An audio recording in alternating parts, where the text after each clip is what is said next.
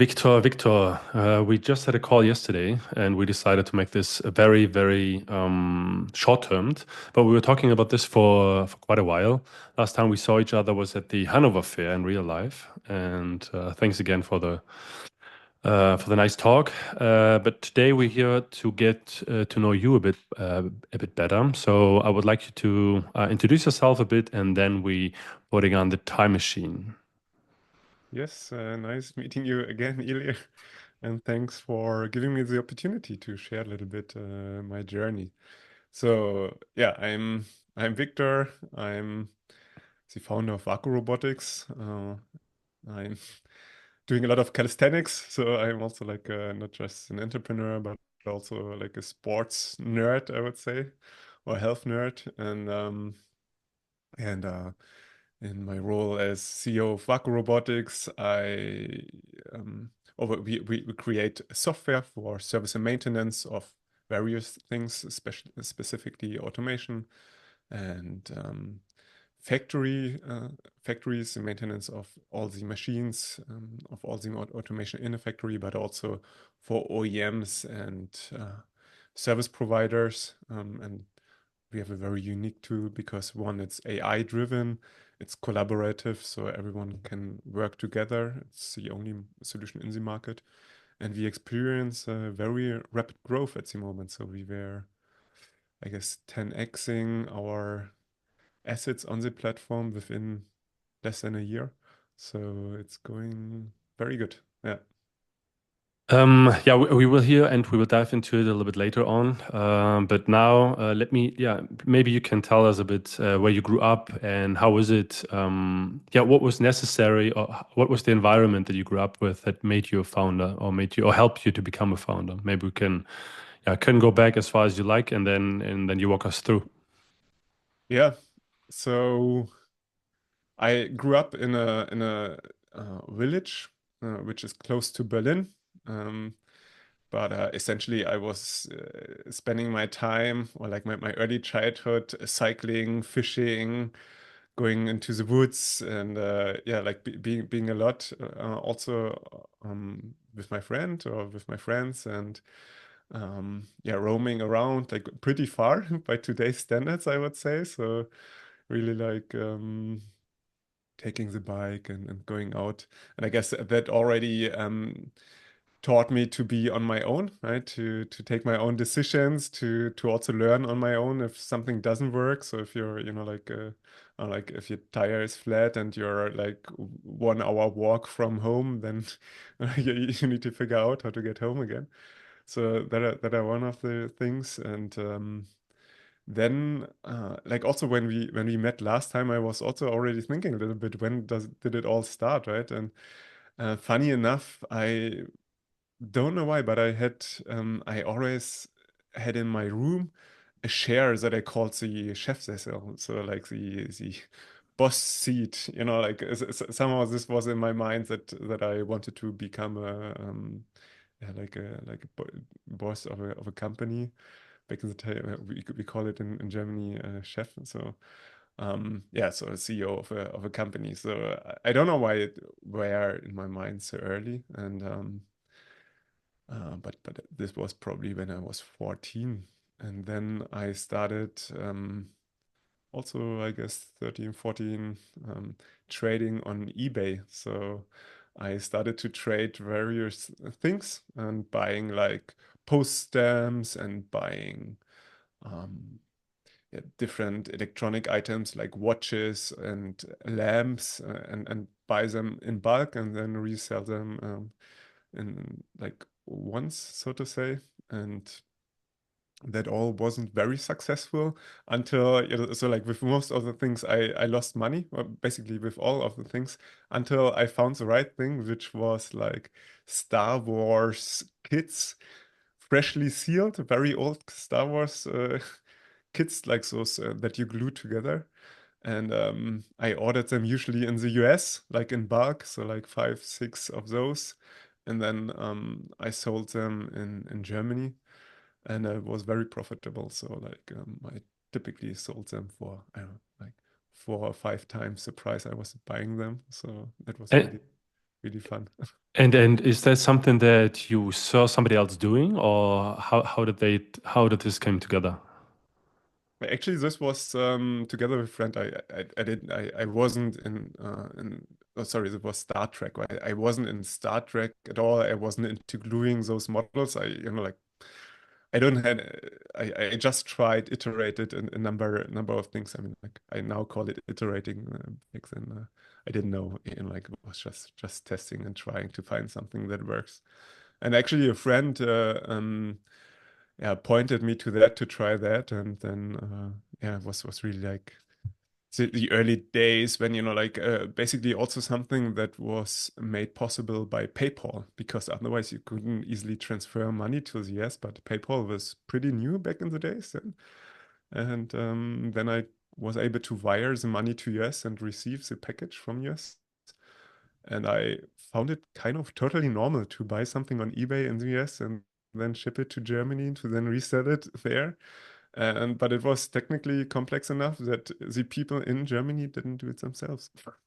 And can you tell me which year are we talking about? Oh wow, this is when I was 15 or so. So this is 2000, kind of 2001. Yeah. I mean, yeah, as you said, the internet was still kind of new, right? And eBay, and because my mom she's a big fan of going to the flea market. And I Ah, told her, like, I mean, the flea market is just once a week, right? It's on, or on the weekend. But if you would like, you can do this on the internet as well. But I think she likes the interaction with the people and yeah. convincing and talking. And but was the person that you introduced you to this older than you? To eBay?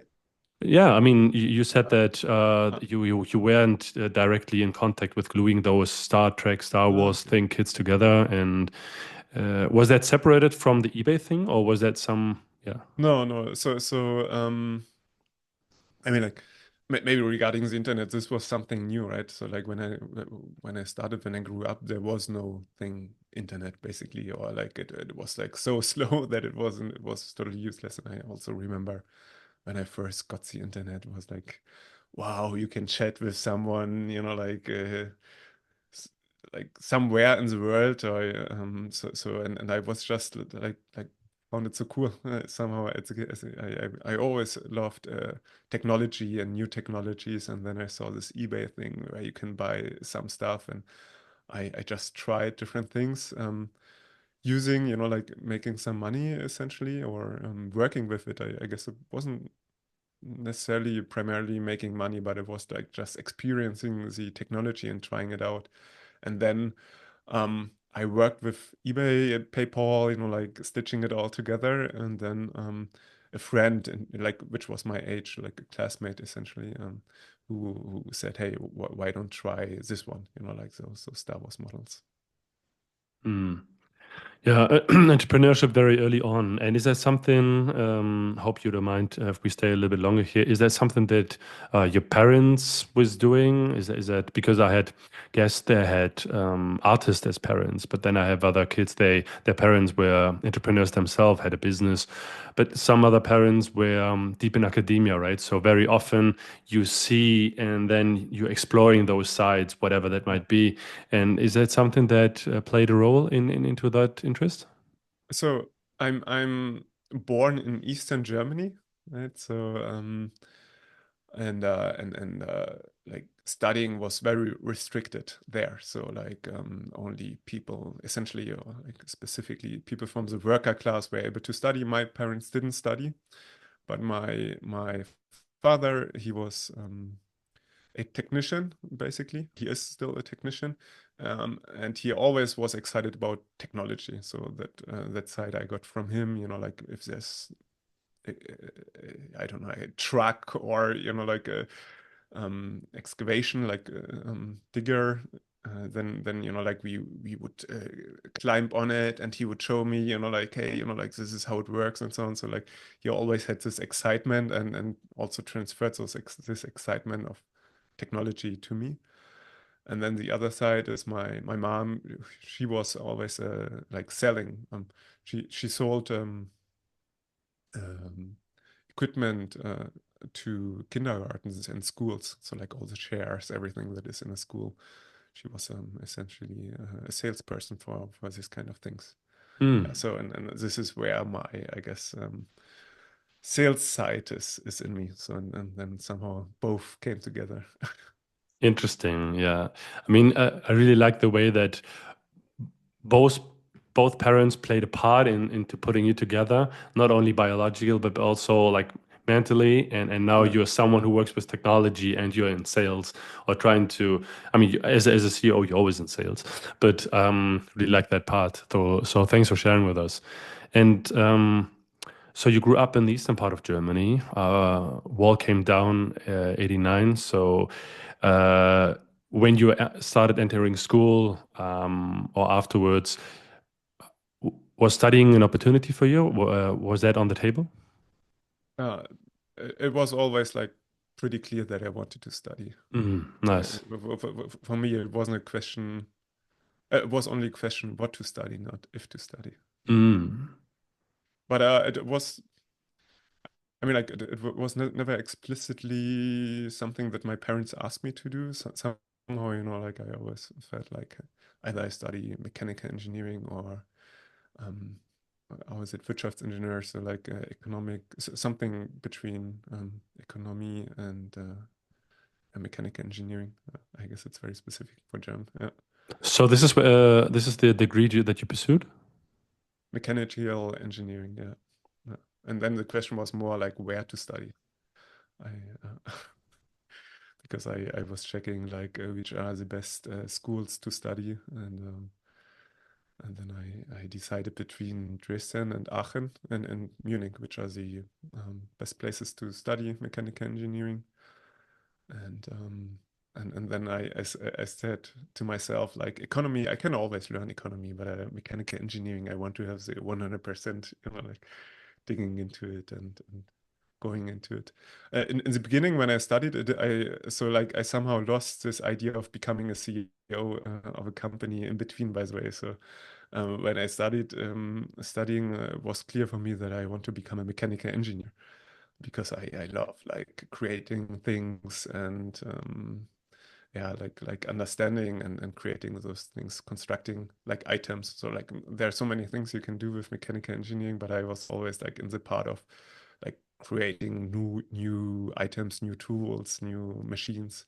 So this was what I wanted to do, and so I started to study in Dresden because like this is top three universities in Germany, probably like also pretty high in the world for mechanical engineering. Yeah. I mean, it's not as flashy as TUM or Aachen, because this is, I think, when from an outside perspective, I would guess so. Maybe if you're really deep into the technology part, then yes, but especially Munich is like very loud, very expressive, Yes. and so I think here Dresden might be one of the underdogs. I guess it's true for today, especially because TUM has a much like more vivid entrepreneurship part, right? And but this is like 2004 or so, and I guess back then it was more like on a same like or more same playing field than it's today. Mm. But I guess still today, like maybe Dresden is a bit of the underdogs, but they're really like they have really good scientific research and really good stuff going on.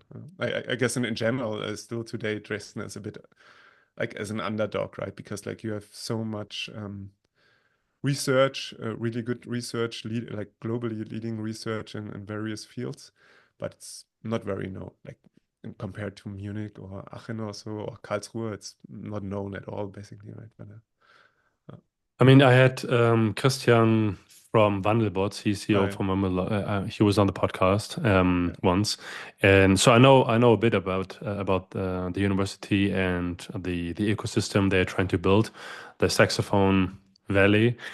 But yeah, tell me a little bit about the time there. So you moved from Berlin then to Dresden? yes. So I moved into Dresden into our own flat with my ex by then. And the first years were so hard, like the study, because I basically I did my A-level degree in Berlin, and I guess like Berlin has basically the worst school degree, like in terms of what you learn in whole Germany, and Saxony has the best.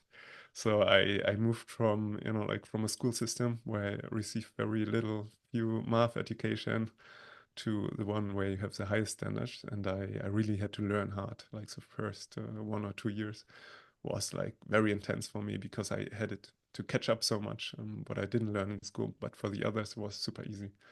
So yeah,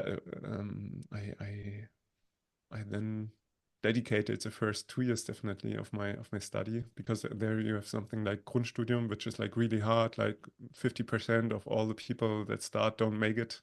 So they really sort out who can study and who don't. And then I went through that one. And then I played rugby. So by the way, like before we didn't talk about it. During my school time, I was like a more or less professional rower. So like rowing for the city of Berlin, and also like in the national team of Germany, like yeah, like German championships and also international rowing Crazy. uh, competitions. Yeah, I never won the German championship, but was like definitely going for it. And there was also a reason, because I didn't really see the reason why, like it makes sense to win the German championship. Like I just like to be outside and yeah, and enjoyed the time rowing, but I was not so competitive in the sense of saying, hey, why should I win? Like what's in it for me? Like I didn't I didn't have a good reason to win, so to say. And then you have to go, like if you row, you have to go all in. Like most like the leading rowers, they black out at the end, right? So like fall out of the boat because like they have, yeah, you have to go all in, because like if I on a physical level, I was like basically the leading rower in Berlin, but then I was not the fastest, because I was like, do I really have to go all in? If I like if I win, what happens? Nothing changes. So like why Mm. doing it in the first place? Because it's not profitable? Yeah, not yeah, I didn't have a good reason to win it. Mm. Not profitable, no long-term perspective, just winning for the moment. Uh, I didn't do it for winning competitions essentially.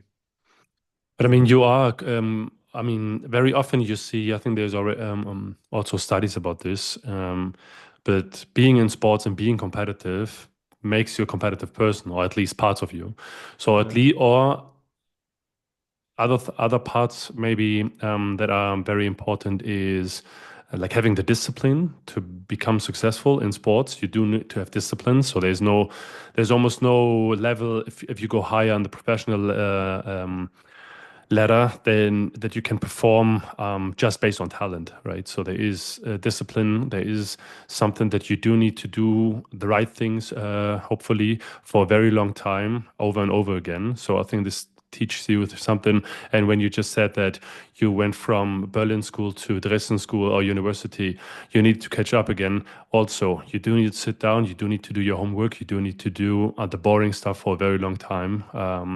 And to become good at it, right? So I think there might be some correlation. yeah. I'm definitely a very disciplined person. So like even today, like or nowadays, I do like five days a week sports, and I like the tough sports. So not just little 15 minutes workout. But and like I never understood persons who said I have difficulties to motivate me to do this or that. For me it's very natural to, if I have a goal in mind, then I pursue it. It's like I just need to be convinced of the goal. It's very difficult for like to motivate myself for something that I don't really understand why it's important. And so maybe for some people who are struggling with this, because you said you're always were confused and how could you not motivate yourself when there's a goal in front of you? Is that something that you taught yourself? Is that something that you were born with, or is it something that you way maybe were taught, but not in an intentional way, but maybe because you were observing this? Um, so I guess in that my grandpa played a big role, like in saying, hey, like you have to be disciplined, like somehow saying, like you have to do things right, so to say, yeah, like those Prussian values, I guess, like a bit old-fashioned, but I guess it's true to some degree. Um, and then I guess it came pretty natural to me. So also for like rowing is probably the first instance. I was not very strict in going to school. So like many, like if there was like a day, for example, math class was super easy for me. And then like those days when there was math and English, I didn't go to school because I didn't learn anything. So I just missed the school. Um, I didn't see a reason to go, so I wasn't very disciplined in going to school, essentially. And how was that for your parents? They were okay, like so, like they. But I mean, like I also had my ways to justify it, so to say. So your grades were okay. No, my grades were good. Yeah, Hmm. yeah. I guess like after the fact I was pretty bored in school essentially. But I was also not an excellent like pupil because I don't know. I wasn't like school wasn't something I enjoyed very much. Essentially, most times I was either bored or not very motivated. Or yeah. I also I also like another thing that is probably like one of my traits is that I have a problem with authorities. So like Hmm. whenever there's someone saying you should do this or you should do that, it's like essentially I'm very like reactive, so to say. I say, like if someone tells me to do something, then I'm like, no. And that is, of course, in school a big problem. So I had like more fights with the teachers. So. Hmm. I'm very thankful that you're sharing this, yeah, very personal info because it someone can try to see some characteristics that are important for being a CEO, right? Not accepting things the way they are, so making your hand dirty and having the discipline um, to pursue your goal. So you see, why should I accept it like this, right? And especially as a mechanical engineer, the opportunity to make things better, physically better, is there, right? So I think here a few of those things coming together, enhancing you or enabling you to yeah to turn those ideas, those goals into reality. And yeah, might some people would be able to learn from that. And you said the first 2 years of university was pretty hard catching up. How was it? How was it afterwards, after the Grundstudium, after the basic modules? Then I first went to Peru for half a year, Nice. doing like some work, helping with a water plant and trying to fix that, like in the Andes. Very difficult. Like I didn't know Spanish, so I learned Spanish in half a year to go then to Peru and trying to fix that something like somewhere in the mountains. Was also like culturally very interesting. Being on my own was very good to learn that skill because like yeah, like it was a rough experience definitely, but also like very good in terms of culture, new different ways of or of living, right? Also how we live in Germany compared to yeah like basically a developing nation. And also like I was in a village where like very remote, so you had to walk like 6 hours to get there, essentially to this village. No electricity, no phone, no nothing. Ooh. So like being afraid of foreigners, essentially. So this is then something 2007 or 8 No, or this is like I started to study 2006, and this was probably 2009 actually. So okay, uh, interesting. yeah, so this is where I learned Spanish, and then Then I came back. Then I did a like practical year in a company, agriculture company. So there I had my first IoT experience where I was like doing predictive maintenance for agriculture machinery. And so like measuring vibrations of the bearings or of the thing, and then predicting when a bearing starts to fail so that it doesn't fail during the planting season, which is very short, but you have to use the machine all the time. So like it's something, like after the fact, it all makes sense, but like back in the days, it didn't have any like a lot of meaning to me. I just wanted, I think I was more into agriculture because I thought like agriculture is something solid. People have to eat and something that makes sense. Like for me, the sense making is always important. So I thought like producing food makes sense. Um, and that was also like this was in Dortmund. Also very, very good experience. Like living in a house full of people that are not from Europe at all. So, but that are all very talented people and learning their backgrounds, and they were mostly into software, which was also cool. My first, touch point with software. And after that, I went to France doing Erasmus. So and that was also an interesting experience too, because I was so much into Spanish, and then I had to separate somehow my Spanish language skills to my French language skills. It was also like totally like the first 1 month or 2 months I got there. I was like I couldn't speak anything, not Spanish, not French, because it was so mixed up, because they're so similar, the languages. And which part of France? I was in Bordeaux, Mhm. also at the university there. Uh, But so you eventually managed to speak French? oh yes, yeah, yeah, yeah. So like I always yeah, like French.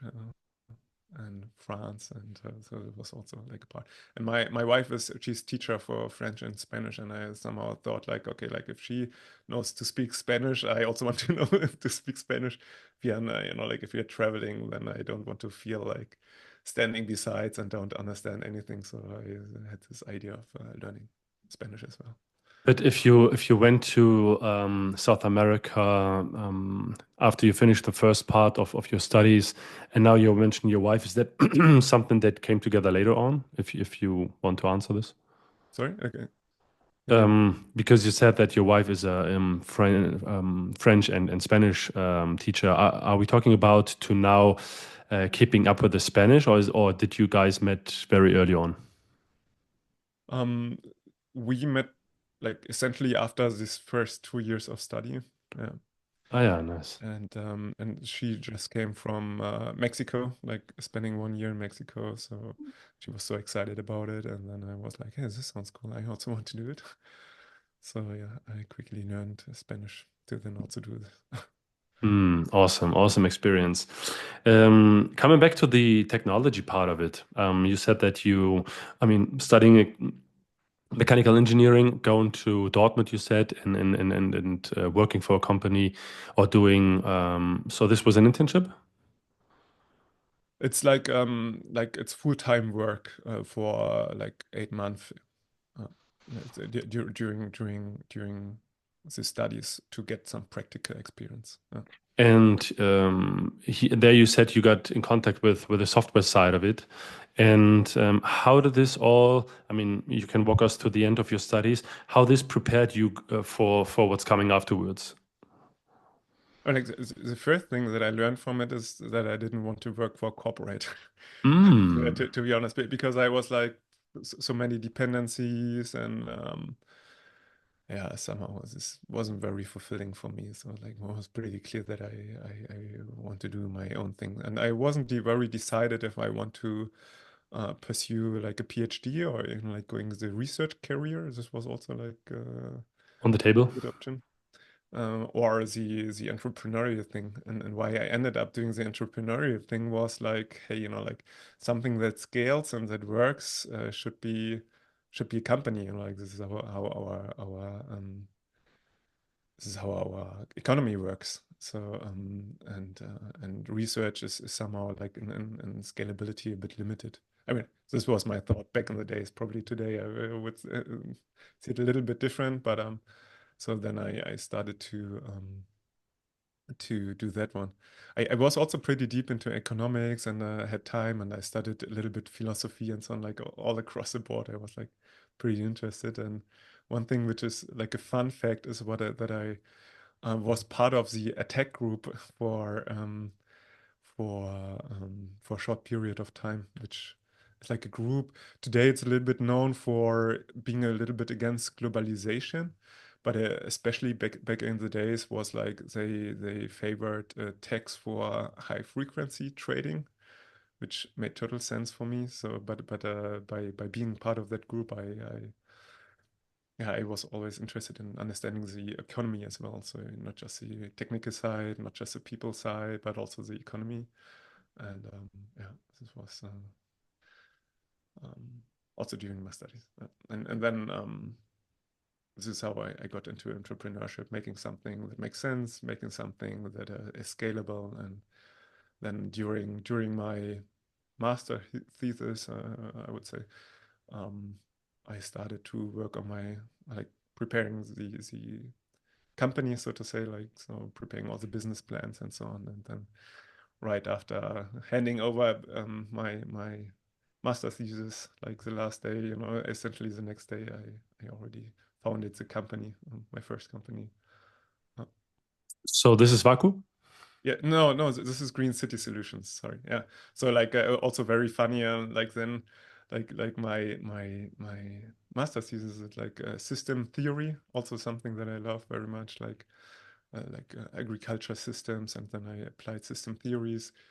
I finished the thing with A plus, and then but during my oral exam, so to say, I only got a A, and I was like very disappointed because it was not too easy to follow for the audience what I said, and it was very dissatisfying for me because anyway. And then yeah, next day I founded the company, which was Green City Solutions. And we, yeah, also many iterations, but the idea was like doing air filters for the city. So for me, it was like pretty, and it still is, like if you think about it, like in cities, so many people live in cities, but at the same time, it's a very unhealthy place to live in. So it's stressful. It's like the air quality is not very good. And so yeah, together with my co-founders, essentially, I mean, like I was initiating the company, but then we designed this thing which is like very compact landscape, so to say, which filters the air, which is green, which cools the air. Green City Solutions, which today is working with 30 people, so it's a very cool company, very innovative. So what it does is like using moss, which you can Mm. find in the forest, and then you have a ventilation system which pulls the air through the moss, and by that filtering the air from a lot of toxins, and also cools the air down. And so if you put it into the streets, into the city, you have something that which is green and fresh and produces fresh air and so on. And we finance the whole thing with putting advertisement on it and on the site. Very difficult. Very when difficult to because grow. uh, Very difficult to grow. on a technical side, so I was like on the one hand, I was back in the days, I was more a moss expert than a robotics expert, which I am today. And like yeah, it's so difficult because it shouldn't get too much um, light, and the water needs to be right, and then if the whole thing dies, I mean, like it's dead. So like you don't get a second chance, so yeah, then you have to exchange everything and replant the whole thing, and then we shipped the things to Hong Kong and to Oslo and to Macedonia, and so and then in terms of operations, for total overkill. So and then you have all the different climate zones. I mean, like you grow something in Oslo in Norway, and then in Hong Kong, which is tropical, and it's so challenging. But it's still the company still exists, you said, with 30 Yeah, people working. Are you yeah. still involved somehow? No, I sold my shares at some point and left the company. Mm. Still very Because I interesting. like the thing was I saw the scalability is very limited because like the moss is so hard to master, so to say. So I guess I saw the opportunity to pivot the company more towards like to a filter for rooms, which would have been an opportunity, and I guess still is. But then it's essentially like creating a new company from an old company, and then with like a lot of investors already involved and a certain setup. Like there was also some yeah tensions between the founders. So I decided, hey, like I'm quicker by starting a new company than pivoting this one to something that scales. Yeah, makes sense. But yeah, very interesting path here, and but yeah, I guess you took a huge amount of learning from that. So this is something that you said earlier on, iterations. So having the opportunity to start over again, or not starting over again, but just doing more and more trials. And here you can implement the learnings if you want to. And here you have the you give yourself another shot, and every time you give yourself another shot, it's a bit better than, hopefully a bit better than the last one. So after you left the Green City Solutions, you said, what was Yeah. his name? So what was the step afterwards? Yeah. But by the way, like regarding the learning, of course, like that's something which is super essential. Like falling and standing up again, and then learning and basically standing up one more time than you fall. Very essential. And what's interesting about also entrepreneurship is it's like in terms of game theory, it's like an open-ended game. At some point, like if you do it long enough, you have to win because you can't be out, so to say, right? You can't you almost have unlimited opportunities to learn because like you, how many experience you can conduct per year, maybe like if it is bigger experience, 2 3 in a row in B2B business essentially, because like you need certain time to test a new idea or so, and then how many companies you can found and how many iterations you can do it, so you can do a lot of experiments in your working career to learn what works. So this is like it's interesting because like it's this fear of failing um, is irrational and to some degree because you have so many shots that you can take to learn how to build a company. um, Yeah, I think this is something that is not too known here in Germany, at least. I think not too many people are pursuing to become an entrepreneur, and especially if you're a successful entrepreneur.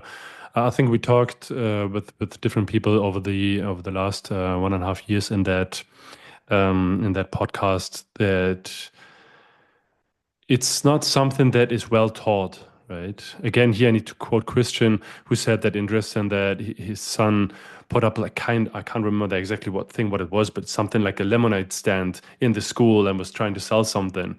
And then the school was calling him and says, you need to shut this down, right? yeah, And this is not because the school is evil. There's a lot of regulations and insurance topics and safety topics and all this, um, but celebrating the balls you do need to have, the guts, right, to come up with something and putting yourself out there. This is something that needs to be celebrated. And as you said, failure is just part of the process, and failure needs to be not being feared, but being seeked in terms of no, this doesn't work. No, this doesn't work. There will be a yes coming if you're doing it well enough and long enough, right? yeah, and if you get better, right? So like the learning part, like the failing part, is not very valuable if you don't learn with Yeah, each failure, yeah. but you typically do. And I guess it's a mindset method, right? So like this is also I had mentors, so like I'm like I was reading some books where I was reading about like having mentors is very important. So I was seeking mentors and Mm. also there I learned like this like reinterpreting like events in the past. Like if there's a failure, you can think, hey, I'm a failure, basically. It's like this will never work, or you say, hey, this is great, this is a good learning opportunity. And this is like I had a mentor after my like during my first company left was again with big tensions between the founders, so it was not all in peace. But after I left, I had this mentor who said, "Hey, like you learn so much," and because I was so down, I put so much work and so much effort into my first company. I was like so many dreams. I was 4 years with it, and like so many ideas, and was very hard to leave the company. It was not easy at all, and I was also like so exhausted. So at the same time, because like we worked just crazy hours in this first company, like 80 hours each week at least. Yeah, so it was like I'm also not very productive anyways, but um so yeah, and then I had mentors who said, hey, like you learn so much, and it's true, like all the things. Then I was like, my wife said, if you found another company, I gonna leave you, and like, but I have to. I was like, I was so crystal clear about that I definitely will, but I swear to her that I will do a lot of things much better than I did in the past because like it was very stressful for both of us. Um, so yeah, I knew like what's important for founder team culture, also industry. So like so much depends like which industry you pick, and if you're like I'm now in robotics, and if you're in robots, like doing hardware is so hard because I learned like if you have something in Hong Kong or so and you need to maintain it, you need to I don't know like you want to improve a part of it or so, then you somehow have to do it in Hong Kong. It's so difficult. You have to ship the thing and import, and like there are so many things. But if you do software, it's so easy. You just send the update. So I was so crystal clear that I want to do like my next startup should be a software company.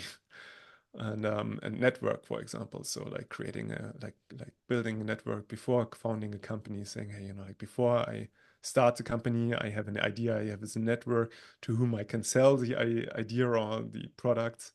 Like because like when you found the company, that was also what I learned. Then you have to build up your network in parallel, and this takes time, and you don't have a lot of time. You run out of money when you found the company. So it was important to create this network beforehand. So I didn't mention I joined Zalando, had the opportunity to lead the logistics innovation department, which then became almost a robotics department within Zalando, and met all the cool people from the industry in the robotics domain.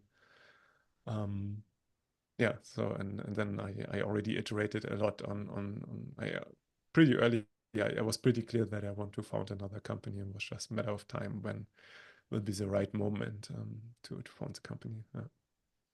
As we're coming towards the end of the podcast, now I think is the perfect time to now let's dive into what you're doing today and how this came together. And Yeah. yeah, please.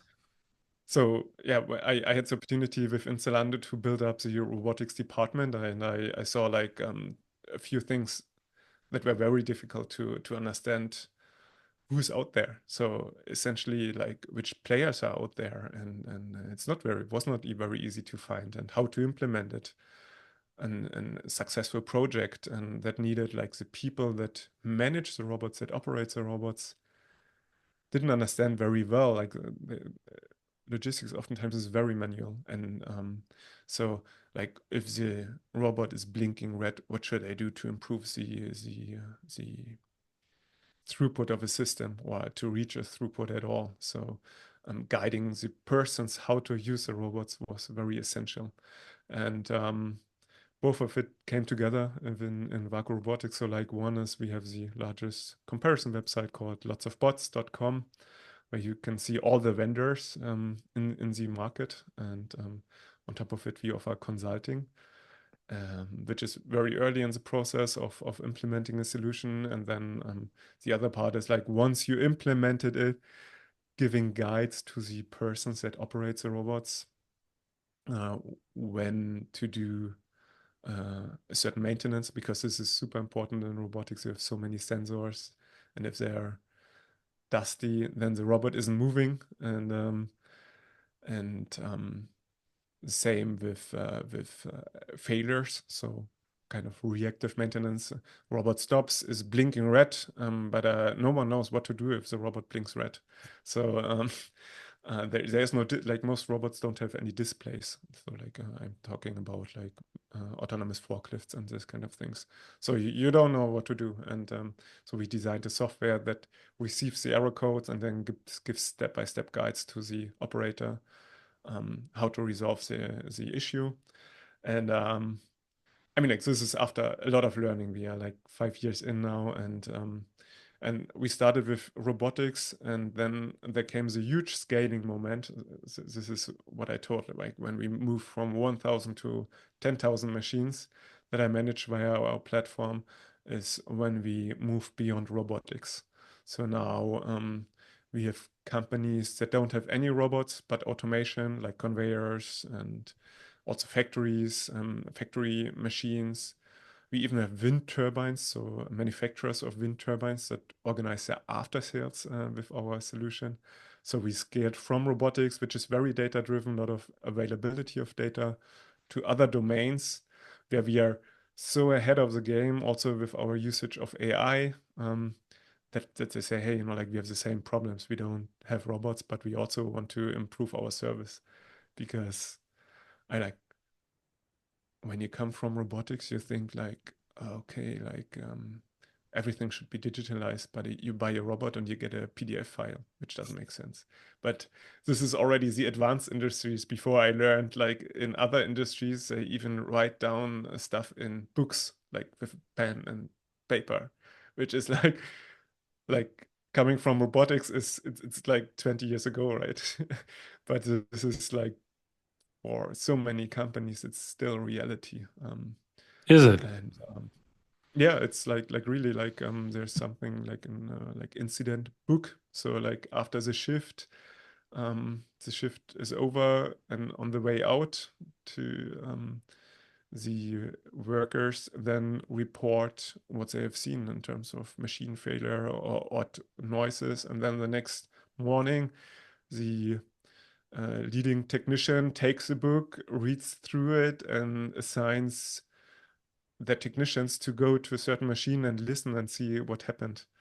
I, th- th- but this is how it is today. Sometimes it's with emails, then it's already more advanced where you send an email, maybe with a template. Like so, you have a certain like Excel sheet that you can fill out, and then you send the Excel sheet around. This is already like the more advanced. There are some, of course, there are companies that are fully digitalized, but I would say half of the companies, the maintenance process isn't digitalized at all. And if you think about like the fact that the whole production sometimes depends on the maintenance you do, like so your whole production breaks down. So like all the employees you have in your factory don't have work to do if the maintenance is not done correctly, and this is a process that is not automated or digitalized, then I mean like, it's kind of crazy. But it's also great as an entrepreneur because it's a very good business opportunity, and thanks to that, we are growing very quickly. You said something like the maintenance part, or you said back when you were in Dortmund and doing your 8 month, you were talking about vibrations of gears and how to predict, so predictive maintenance. So not only maintain when things are broken already, but prevent them, right? Yes. So do you think that this was this seed was planted much earlier in your career? Maybe, right?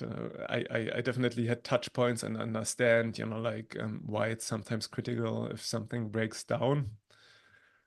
On the one hand, um, on the other hand, um, the reality is that the talk of the town is predictive maintenance and then preventing a failure and so on. But the reality is that if you still work with pen and paper, this is your step one. Like it's like you want to work with AI, but you don't even have a computer. So you first need the computer. You first need to digitalize your processes, and then you can talk about predictive maintenance and using advanced algorithms to predict failures and so on. But we use the AI, for example, much earlier, where I say, hey, if you had the same issue incident in the past, or then we point you to how you resolved it back then, which is also knowledge management. So like so much knowledge is bound with specific people. And for Mm. example, this is things I didn't learn back in the days. Yes, I learned like analyzing data and measuring and why it's critical, why it's good to do that. But for example, knowledge management and like the role in a larger organization. I mean, like in agriculture, you have a single machine, and if this breaks down, it's one thing, and you can't plant seeds. But if a critical machine in a factory breaks down, this is like very expensive, like thousands of euros each minute, which is like the impact is much bigger for sure. Um, Depends. I would argue that if you just have one machine and just a short period of time to use that machine, and if that machine breaks down, then there's a huge loss also, right? yeah, yeah, like both is true. I would say, yeah, yeah, both is true. The business value is still a bit bigger in factories because there's like so much more dependency, so many workers that like depend like are in a factory and standing idle if the whole process breaks down. But this is just one part, right? Like crazy things like out of coming from robotics and coming from very advanced, like industries, it's like spare parts management. If you don't know like which spare parts are on stock, if the levels of your spare parts are correct at all, so you think you have a spare part on stock, but it's not there if you look for it, and these kind of things. And this is true for factories. This is true for mining. This is like it's just very early days for many companies in terms of organizing that, because like many companies, for example, in logistics, they were they had forklifts and racks, and forklifts were serviced by the Jungheinrichs of this world, so they didn't have to do anything with maintenance. So there's no traditional experience with this kind of things, for example. In manufacturing, maybe, like many manufacturers, they had very good times, very profitable. So they just operated the machines until they break down and then they repair them. Um, so there was no huge focus on this topic because it's not where the value is created, just where you lose value. So they focus more on how you create value, which they're very good in it, right? But now the next step follows where you say, hey, how can I optimize my processes further, digitalize further? It's great to see that you guys really found a niche and really, as you said, that you're growing very fast because it seems like more and more people are waking up.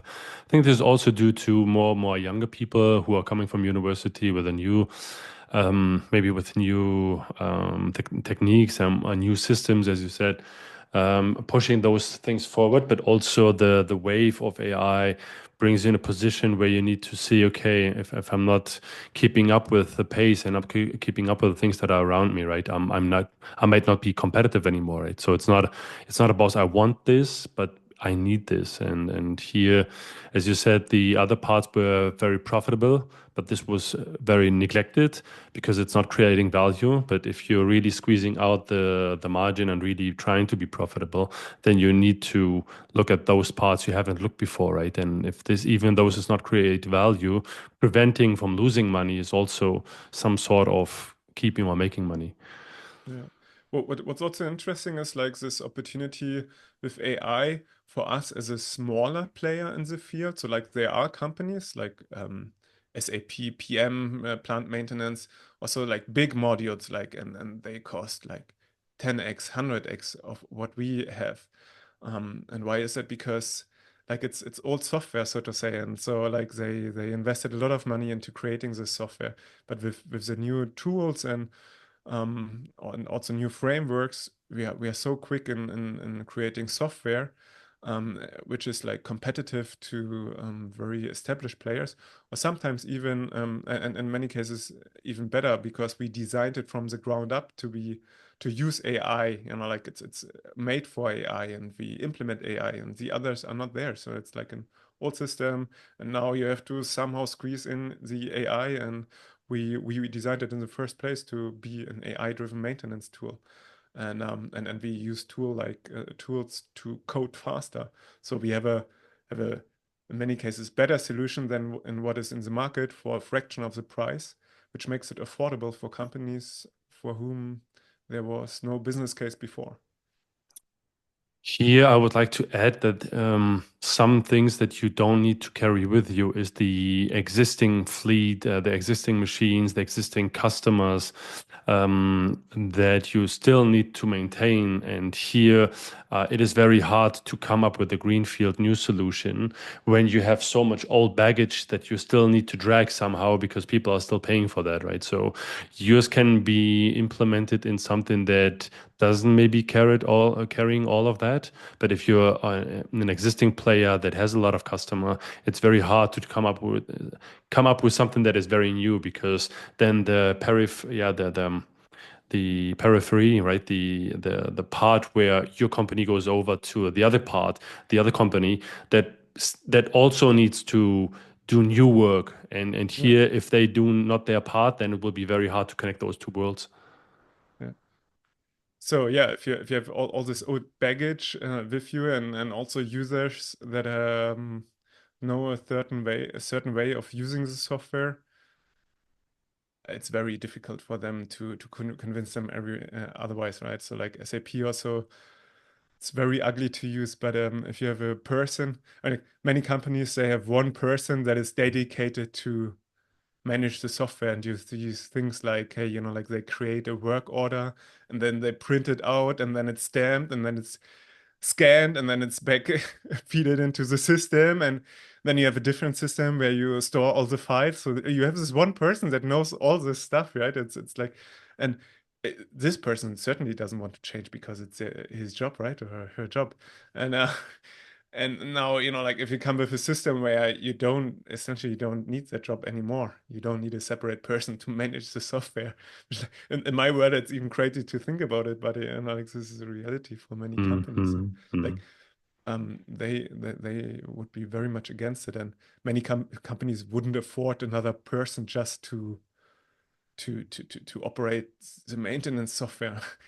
Um, and but this is the old ways, right? And now you're totally right. Like if and you can't change it in a way that like you change everything in your software, because you have these users that are used to do this. And then if you have this new software, but I guess this is like the normal creative destruction cycle where you have like a new, easier to use software that is mobile friendly. I mean, like, many of the software tools you can't even use on a smartphone, which is also crazy.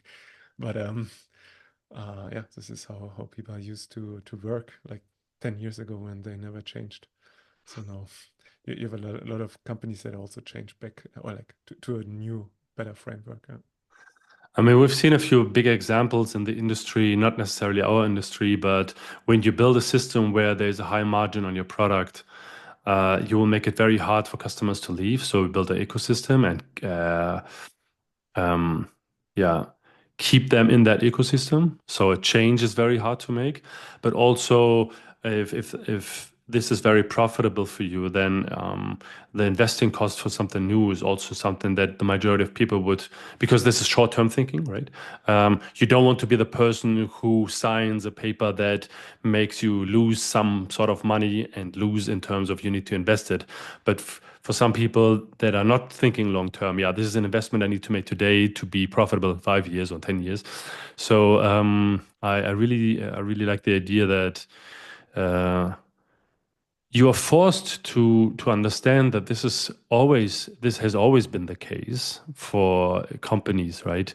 New technology being introduced, new techniques being introduced, younger, smaller, leaner companies entering the market, and you need to keep up with that. And so you guys are trying to be part of this change in within the industry that has been very slow and very old, not slow, but, but very slow and very fixed for a very long period of time, right? So you're among the wave trying to make those things easier. Yeah, and I mean, like it's probably like so many things that I take for granted in my company, so to say, that is not true for others. So like we have a lot of talent which knows how to use AI and how to implement AI in the product. So that's why we have it in the product. But this kind of talent is not available for every company. Then we know robotics, right? So we use robots for condition monitoring, robot dogs that walk the factory floor and check certain meters, check for leakage of air, pressured air, which is a lot of lost money. And then we use robots to conduct the transports.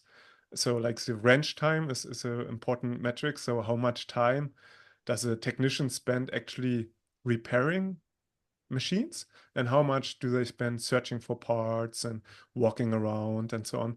And with our tool we improve wrench time, so it means like we use robots to do the condition monitoring, so to say, so like listening for vibrations or for temperature, like higher temperature, thermal cameras. And then, like, if there's an issue, the tool automatically reports the incident. And then, if the case is selected, we send a robot automatically with the tools and the spare parts to the location where the maintenance is performed. And the technician just has to go there, and the information there, the tools are there, the spare parts are there.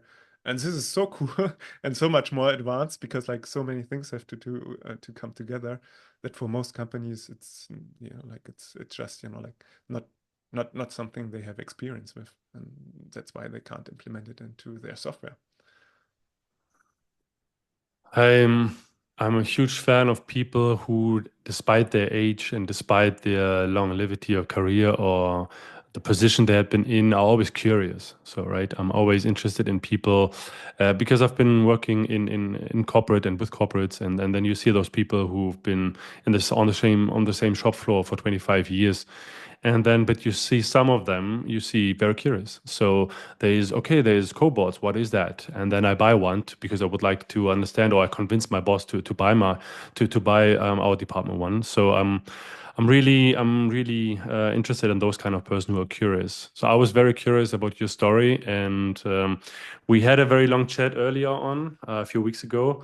So thanks again. That was yeah, very very great. But here, thanks again for giving us some insights in not only WAKU, but here more present in Victor, and what kind of person you need to become, or at least your version of it, to run a company. Yeah, thanks for giving me the opportunity to share this journey. I always also try to inspire the next generation of entrepreneurs, right? It's like I received a lot of help, and I want to help the next breed of entrepreneurs. This is the spirit of the of the entrepreneurial spirit of helping each other, right? It's and this is also, I hope I could contribute a little piece to also your mission of inspiring the next generation of entrepreneurs. I do think there's a lot of learning, right? If people are really listening to the podcast, I think there's always some learning, right? And I'm happy that you gave your part of it. Afterwards, I will. I mean, always make a summary out of it and pick some pieces out of it. Trying to use the some of the quotes of my guests for the titles of the episode. So things that are very important were very important on your entrepreneurial journey. And yeah, let's see if we were gonna talk in 1 year, 2 years, if the growth rate is still like that, because it's very impressive. And yeah, props to you and your entire team. Next time I'm in Berlin, maybe we can meet again, because listeners might know this. I'm coming from Berlin, and even though you live outside of the city, um, and the company is based in Dresden, right? The company is based in Dresden. I'm based close to the airport, so I definitely, if you're there, let's meet. So then, thanks. Wish you a nice day, and talk to you soon. Talk to you soon. Thanks. Bye bye.